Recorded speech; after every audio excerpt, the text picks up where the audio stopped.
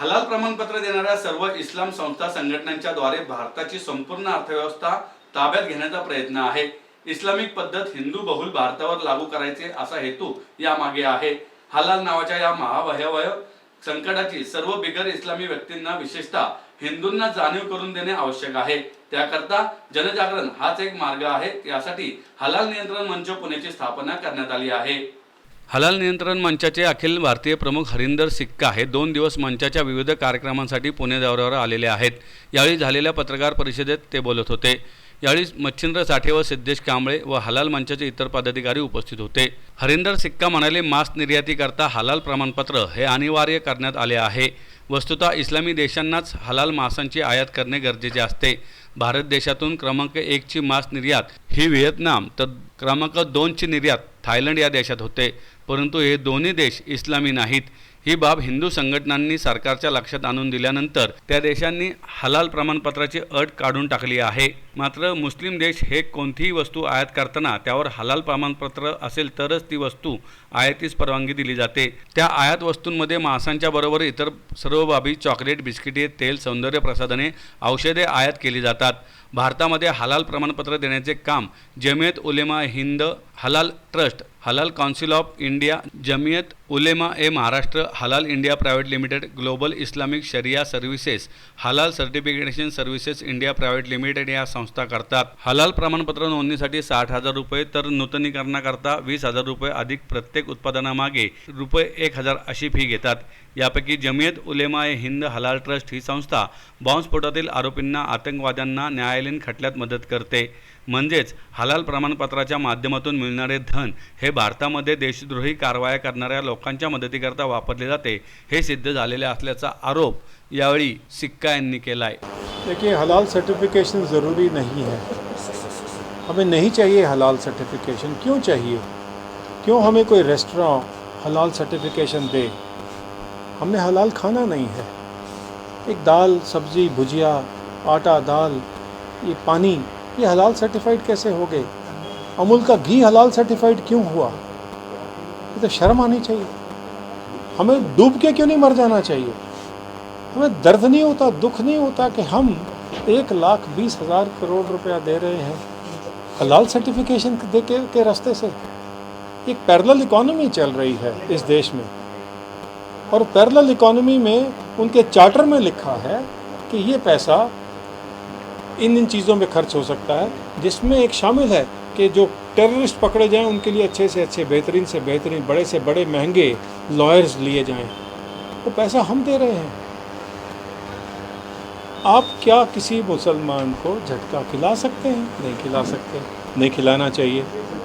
तो किसी भी एयरलाइन में, किसी भी होटल में, किसी भी ढाबा में, किसी भी मेस में, ट्रेन में चाय की पत्ती हलाल है, सर्टिफाइड है.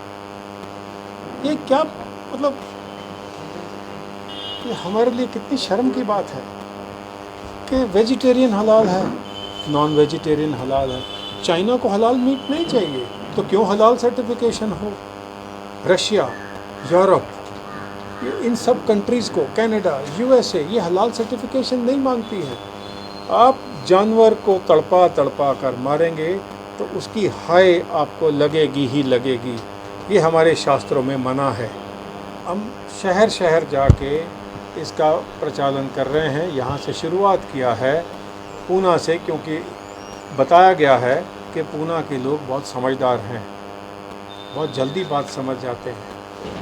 अब सांस को आँच क्या देखते हैं कैसे करते हैं. मुझे उम्मीद है, मुझे पूरा यकीन है, यहाँ से जो एक आवाज़ उठेगी वो दिल्ली तक पहुँचेगी, वो देश विदेश में पहुँचेगी. देखिए, बाहर के दुश्मन से हमें ख़तरा नहीं है, हमें तो अंदर की दीमक खा रही है.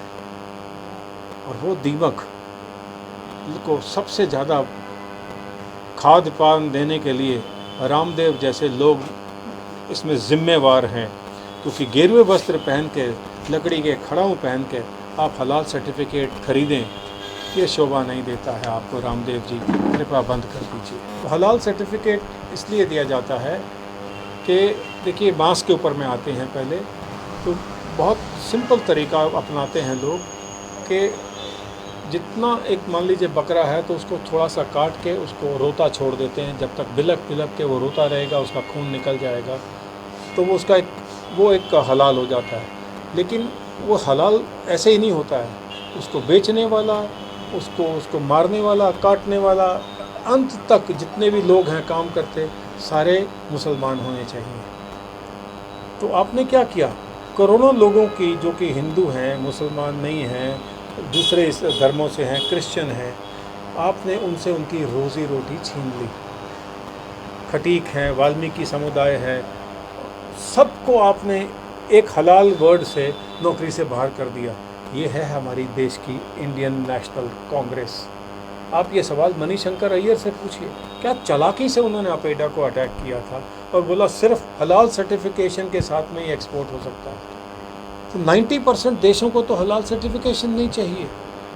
अब नहीं होता है, कुछ सालों से अवेयरनेस नहीं थी, समझ में आते आते समय लगा, तो समझ में अब आ गई है, तो आप फिर भी उस मक्खी को देखते हुए उसको खाने पर मजबूर हैं।